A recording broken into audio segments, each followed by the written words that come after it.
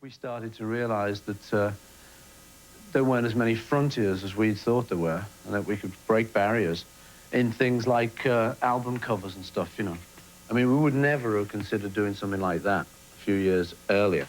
My main contribution, I think, was to decide that if we made the crowd in a certain way, it could be anybody. So I think that was that was the thing I would claim that really changed the direction of it. That by making it was never an actual collage stuck down. It was a built collage. It was life-size.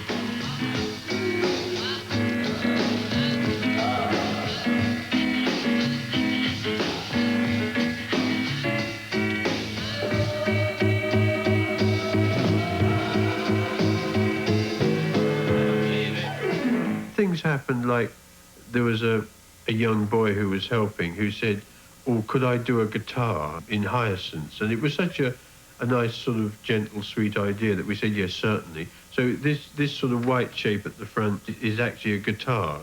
One of the myths that rose was that you can read that as P-A-U-L ? When the stories of Paul's death were rife, this was a sign that Paul had indeed died. But of course it was never intended to be P-A-U-L ? It's simply a guitar. Another myth which has grown up is that these plants around the edge were marijuana plants, and I think it's been kind of established now that they're not.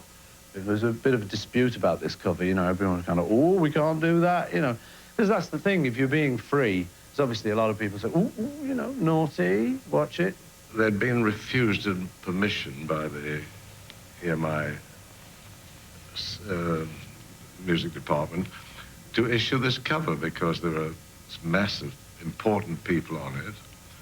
And they came to me and said, I said, well, it's very risky to me, it's very dangerous to publish this in America. He was great, Sir Joe, actually. He was very good during that time. Because I think it must have come as a real shock to him, all this stuff. Paul McCartney said, there's no risk whatsoever. Everybody on here will be delighted. I said, well, that's what you think, and I hope you're right. Oh, no problem, no problem. And he came round to my house, he said, I'm afraid, old chap, we can't have Gandhi. I said, what do you mean, Gandhi? He's all right, you know, what's wrong with him? Well, I'd offend the Indians. They were very important. We shouldn't upset India. And in his particular case, I refused to have anything to do with it.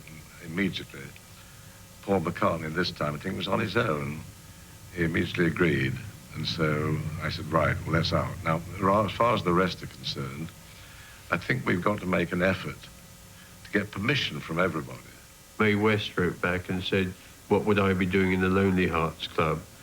No, I won't be on it. So then I think it was suggested that the Beatles all wrote her a personal letter and said, we'd very much like you to be on it. Then she said, yes, she would. Nothing happened from that day to this. As far as I know, not a single complaint came from anybody. Nobody asked to be left off the record. They've got all these rules for everything. Rules of how to live, how to paint, how to make music.